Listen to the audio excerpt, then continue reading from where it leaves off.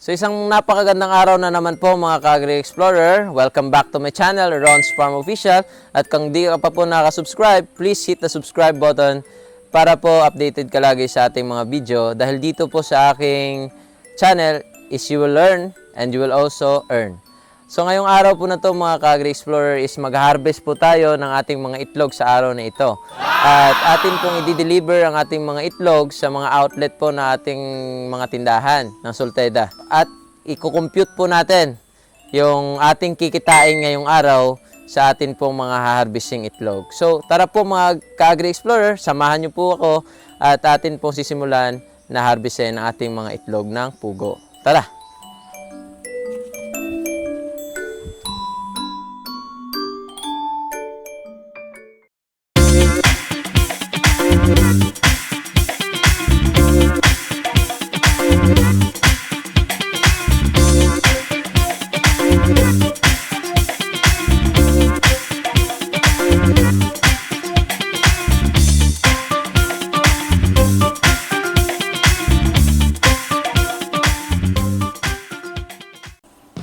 Tara na po mga ka-Agri Explorer at mag-harvest na po tayo ng itlog. At titingnan po natin kung ilang box po o ilang piraso po ng itlog ang ating ma-harvest ngayon. At i-deliver po natin sa mga stores po natin para malaman po kung ilan po ang ating kikitain ngayong araw.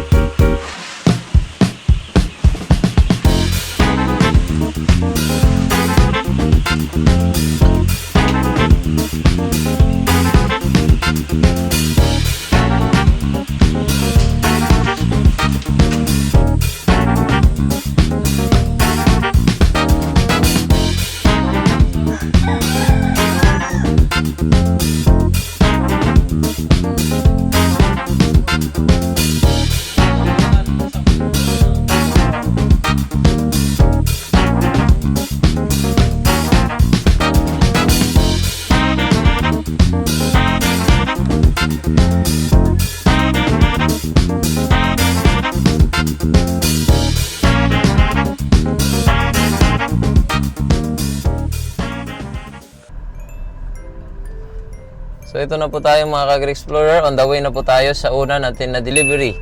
Doon po yung una nating dideliveran is yung store po namin dito sa Nabas Town proper. Titingnan po natin kung may natitira pa po silang stocks ng pugo at kung wala po na po silang stocks, ilan po yung kukunin nila. So yun po, ito po yung una nating stop.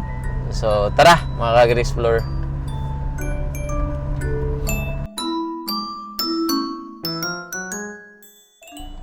So mga ka-Agri Explorer, dito na po tayo sa aming store dito sa Nabas Town proper, yan na po. So tara, pupuntahan na po natin sila. Titingnan po natin kung may kailangan po nila yung itlog ng pugo. Tara. So mga ka-Agri Explorer, ito na po, meron pa po silang itlog ng pugo. Kasi nung isang araw lang po ako nag-deliver, marami pa po ito. Kaya sabi ng ating taga-benta, may order naman po na 10 box bukas. Kaya siguro mga bukas na lang po ako or sa Lunes na lang po ako mag-deliver kasi market day po bukas. Sigurado pong marami pong mababawas nito. At may order na po kagad na 1,000 pieces. Kaya tara, doon na lang po sa kabila, sa bahay. Tingnan po natin kung may itlog pa po sila ng pugo at ipadala po natin sa Katiklan at sa Boracay yung iba para po maubos po yung mga produkto natin ngayong araw. Tara po mga ka-Agri-Explorer.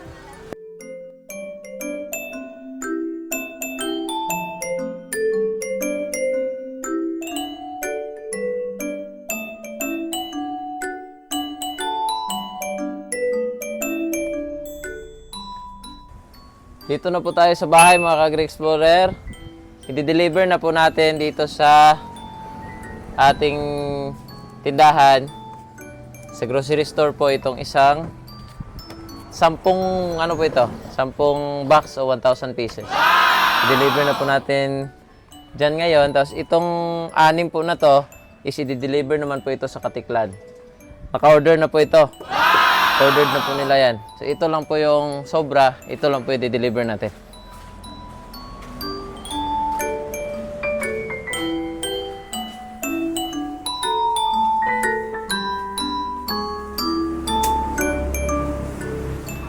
Ate Sai!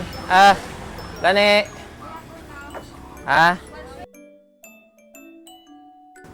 Ito mga ka-Agri-Explorer, na-deliver na natin.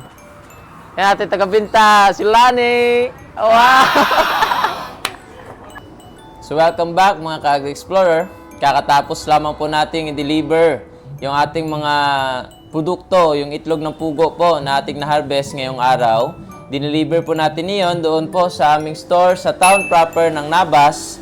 At dito rin po sa Souls Gandang Buhay Variety Store dito po sa aming bahay mismo mga ka-Agri-Explorer. So, ang hinarvest po nating itlog ngayong araw is meron pong bilang na 3,000 pieces po na quail eggs at 75% lamang po iyon na egg production para po sa ating 4,000 pieces na quail layers mga ka-Agri-Explorer. Medyo mababa pa po iyan sa aming ideal na egg production per day po which is 85% po dapat mga ka-Agri-Explorer. So, tatalakayin po natin ngayon kung ilan po ang aming kikitain sa 75% na quail egg production pa lamang po ng ating mga alagang pugo. So, ito na po mga ka-Agri-Explorer ang ating breakdown ng ating income ngayong araw mga ka-Agri-Explorer. So, sa 3,000 eggs a day mga ka-Agri-Explorer is ita-times po natin iyan sa presyo po ng itlog dito sa aming lugar which is 1.9 pesos po ang isa or 190 per 100 pieces or per isang box mga ka-Agri-Explorer. So, ang ito pong presyo na ito mga ka-Agri-Explorer is base lamang po ito sa presyo dito sa aming lugar sa Aklan. Hindi po ibig sabihin na ito na po yung presyo ng lahat ng itlog sa buong Pilipinas. Marami po kasi akong nakikita at siyempre membro rin po ako ng mga group sa Facebook at sa ibang mga lugar na mas mura po ang itlog ng pugo doon sa kanila. So ano nga ba ang dahilan sa pagtaas o pagbaba ng presyo ng itlog pugo mga ka-Agri-Explorer sa iba't ibang lugar sa Pilipinas? Ang una po niyan na konsiderasyon o factor na nakaapekto mga ka-Agri-Explorer is yung presyo po ng feeds. Isa po yung napakalaking factor. Dito po sa amin is napakamahal ng feeds mga ka-Agri-Explorer na maya-maya lamang po is akin pong i-mention dito sa aking breakdown ng aming income mga ka-Agri-Explorer. Sa ibang lugar po kasi medyo mura lamang po ang patuka o ang feeds mga ka-Agri-Explorer. At isa pa pong factor dyan is yung condensation po ng number of eggs o bilang ng itlog at bilang ng nag-aalaga sa isang lugar mga ka-Agri-Explorer. Meron po kasing mga lugar na napakarami na po, napaka-condensed na po talaga ng mga quail raisers mga ka-Agri-Explorer. At dito po sa Aklan is wala pa po halos na nag-aalaga ng pugo mga ka-Agri-Explorer. At isa pa pong factor mga ka-Agri-Explorer is syempre yung kung ikaw po ba mismo yung nagbebenta ng iyong mga produkto o yung itlog ng pugo nga po mga ka-Agri-Explorer. Meron po kasi mga ibang racers na pinapa-wholesale po nila at binebenta po nila sa mga wholesaler, retailer o mga biyahero o mga middleman po. Kung sa term po ng agriculture, binebenta po muna nila sa mga middleman. At yun rin po ang dahilan kung bakit po mababawasan ang presyo ng mga itlog ng pugo, mga ka-Agri-Explorer. So, paalala lamang po mga ka-Agri-Explorer, ang mga number po na aking babanggitin, ang mga presyo po ng feeds, ang presyo po ng lahat po ng mga inputs na kakailanganin para makaproduce po kami ng itlog is exclusive lang po dito sa Aklan. O nagkakaiba-iba po sa iba't ibang parte ng ating bansa. So ito na po yung breakdown ng aming income ngayong araw mga ka-Agri-Explorer.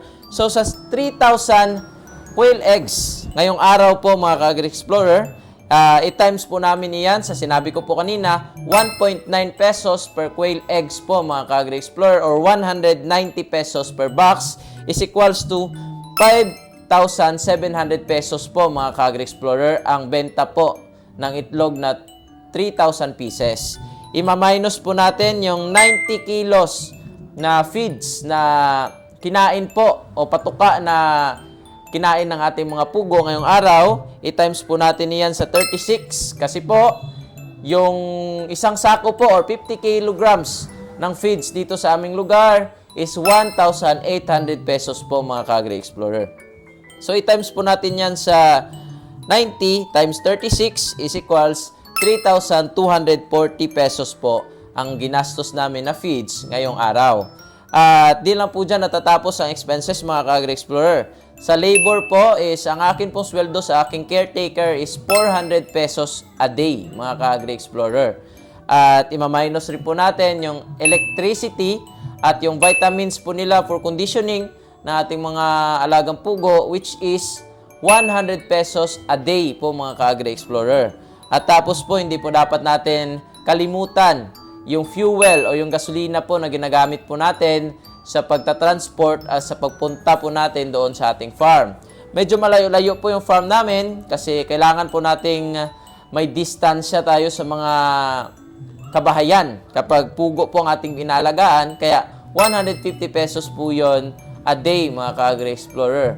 So, all in all po, 5,700 minus 3,240 na feeds, minus 400 na labor, minus 100 na electricity and vitamins, and minus 150 na fuel or gasolina mga ka-Agri-Explorer is meron po tayong kita ngayong araw sa 75% egg production pa lamang po ng ating mga quail layers, meron po tayong kitang 1,810 pesos ngayong araw mga ka-Agri-Explorer. Yun po yung daily income natin kapag ang ating egg production pa lamang po mga ka-Agri-Explorer is 75% o ngayong araw pa lamang po mga ka-Agri-Explorer. So, ano naman po yung ating o gaano kalaki naman po yung difference o yung kikitain natin kung maalagaan po natin na mabuti ang ating mga quail layers o mga pugo at mangitlog po sila ng average ng 85% na quail laying average nila. Ito po yung breakdown. Kasi po expected ko po na pag hit po nila ng 2 months, 85 to 90% o mahigit pa po yung iitlogin ng ating mga pugo. Pero yung average lang po talaga o yung kabilugan lang po talaga na optimum or kailangan talagang maabot natin is 85% annual egg production mga ka-Agri-Explorer. Ilan nga po ba ang kikitain natin kung ma-reach po natin yung optimum o yung maganda pong pangingitlog nila sa loob po ng isang taon which is 85% egg production mga ka-Agri-Explorer. So ito na po yung breakdown po natin kung ma-reach po natin mga ka-Agri-Explorer yung 85% egg production ng ating mga alagain na pugo. So sa isang araw po, yung daily income po ng 85% egg production ng 4,000 quail layers is, ito po, yung 85% po sa 4,000 quail layers is 3,400 pieces po na eggs daily, mga ka-Agri-Explorer. I-times po natin iyan sa 1.9 which is the selling price ng ating itlog is equals to 6,460 pesos mga ka-Agri-Explorer. Minus po natin yung same price po. Kasi yung mga itlog ng pugo po, once na mag-hit sila ng sexual maturity, hindi na po halos tumataas yung kanilang feed consumption, mga ka-Agri Explorer. So, yun rin po ang isang kagandahan. So, 3,240 pesos pa rin po ng feeds ang ating gagastusin. Ganun rin po sa labor na 400 pesos pa rin po. Ganun rin sa electricity and vitamins na 100 pesos daily. And then, 150 pesos daily rin po yung ating fuel. Yun na po, 6,460 minus 3,240 minus 400 na labor, minus 100 na electricity, minus 150 na fuel, mayroon po tayong matitira na 2,570 pesos a day, mga ka-Agri Explorer, or daily. Tingnan nyo po yung difference. Kung 75%, ito po, 1,810 daily. Kung malagaan po natin ng maganda at maabot po natin yung optimum egg production nila, which is 85%, ito po ang ating kikitain, which is 2,570 pesos daily, mga ka-Agri Explorer. So, dako na naman po tayo. Gaano po kaya o ilan po yung kikitain natin monthly? So, madali lamang po yun na i-compute, mga ka-Agri Explorer. Since constant o hindi po nagbabago ang ating gastusin, kasi po may mga pasobra na po yan, ita-times lang po natin yan. Lahat sa 30. Kasi isang buwan is 30 days, mga ka-Agri Explorer. At ito po yung lumabas.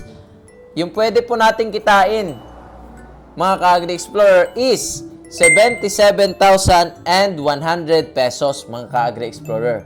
Monthly po iyon, mga ka-Agri Explorer. Di na po masama, di ba? Kailangan lamang po nating panatiliin na maganda ang pakiramdam ng ating mga pugo. Dapat po maintained natin na well, na maganda. Vigorous sila, o kundi mapapagsik o maliliksi ang ating mga alagang pugo. Nang sa ganon, year-round o isang cycle po nila na pangingitlog is mag-produce po sila ng magandang mga itlog na wala pong halos reject, wala po halos mga cracks. Ganun po, mga ka-Agri Explorer. Dapat po talaga natin silang pangalagaan para makamit natin itong napakagandang 77,100 pesos monthly income, mga ka-Agri Explorer. Napakaganda po, di ba? Lastly pong tatalakayin natin is kung ilan nga po yung ROI natin sa isang taon o return on investment, mga ka-Agri Explorer. Kasi marami siguro nagtataka sa inyo, ima-minus pa naman natin yung dapat may tipon pa tayo for the next, kung ikakal na natin sila, yung ibibili ulit natin ng mga RTL, mga ka-Agri Explorer. So ito, sasagutin po natin iyan. So yung yearly or annual income po natin, included na po yung ROI dito sa aking computation, is yung monthly po natin na 77,100 is ita-times lang po natin or imumultiply lang po natin sa 10. Bakit, mga ka-Agri Explorer? Kasi 10 months lang po talaga yung maganda nilang pangingitlog. Kasi pag umabot po kasi sila ng 40 days, sabihin natin 40 days, nagpo-produce na po sila ng 20% hanggang mag 90% na po sila pagtungtong nila ng 2 months. Sa experience ko po, mga ka-Agri Explorer, within 11 months, ang pangingitlog na lang po ng aking mga pugo is nasa 60 to 70% na lamang po, mga ka-Agri Explorer. Yan po yung katotohanan. Kaya kami, hindi pa po umaabot ng 11 months or mga sumaktos 11 months. Di na po namin pinapaabot ng 1 year. Nagkakal na po kami, mga ka-Agri Explorer. So, 77,100 pesos na monthly income, mga ka-Agri Explorer, i-multiply lang po natin iyon sa 10 profitable months. Profitable months natin tawagin. So, yung kalalabasan po is 771,000 pesos, mga ka-Agri Explorer. At, ima-minus po natin yung bili natin sa RTL na 4,000 heads na pugo, mga ka-Agri Explorer, which is 42 pesos each po, mga ka-Agri Explorer, yung isang ready to lay or RTL na pugo. So, 42 times 4,000 pieces ng RTL, mga ka-Agri Explorer, is 168,000 pesos. At ima-minus din po natin yung expenses po bago po mangitlog ang ating mga alagang pugo. From 25 days, let's say, hanggang 45 days. 20 days po mga ka-Agri Explorer is more or less 30,000. And then, meron pa po akong minus na farm maintenance po mga ka-Agri Explorer. Included na po dyan yung mga ginagamit pong materyales or tools sa paglinis ng ating mga dumi ng pugo. Kung masira po yan, light bulbs, electric fan, radio na ginagamit natin sa loob ng ating farm, mga walis, dustpan, lahat na po yan is included na po dito sa 5,000 po mga ka-Agri Explorer. So all in all mga ka-Agri Explorer, ito na po yung kalalabasan. 771,000 pesos annual income minus po natin yung 168,000 na presyo po ng RTL natin. Minus rin po natin yung expenses before egg production or before profitable egg production na 30,000 pesos mga ka-Agri Explorer. Then lastly, ima-minus pa po natin yung 5,000 pesos na for maintenance ng ating farm mga ka-Agri Explorer. So ang kalalabasan po mga ka-Agri Explorer is 568,000 pesos po ang ating kikitain sa isang season o isang cycle po ng pangingitlog ng ating mga pugo bago po natin sila ikal. So mga ka-Agri Explorer, napakagandang alagaan ng mga pugo. Basta manaliksik po muna tayo. At tandaan yung mga dapat isalang-alang muna natin bago tayo mag-alaga. At magsimula po muna tayo sa maliitan hanggang sa ito po ay lumaki ng lumaki. Mga ka-Agri Explorer, sana na-inspire ko po kayo. Sana may natutunan at may napulot po kayong aral sa aking vlog. At abangan po, kasi marami rin pong nagtatanong sa akin kung ka-Explorer, ano po ba yung gagawin natin kung matanda na po sila? Kung ikakal natin sila, saan po ba natin i-dispose? Ano po ba yung gagawin natin, mga ka-Agri Explorer? Sa susunod ko po na vlog, abangan nyo po, akin po yan lahat na sasabihin kung ano po yung mga ginagawa naming proseso at kung saan po namin dinidispose ang aming mga cal meat or cal quail meat, mga ka-Agri Explorer. So, abangan nyo po, mga ka-Agri Explorer. Again, this is Ron Farm Official. Dito po sa channel ko, you will learn and you will earn. Yun lamang po, mga ka-Agri Explorer. Bye-bye!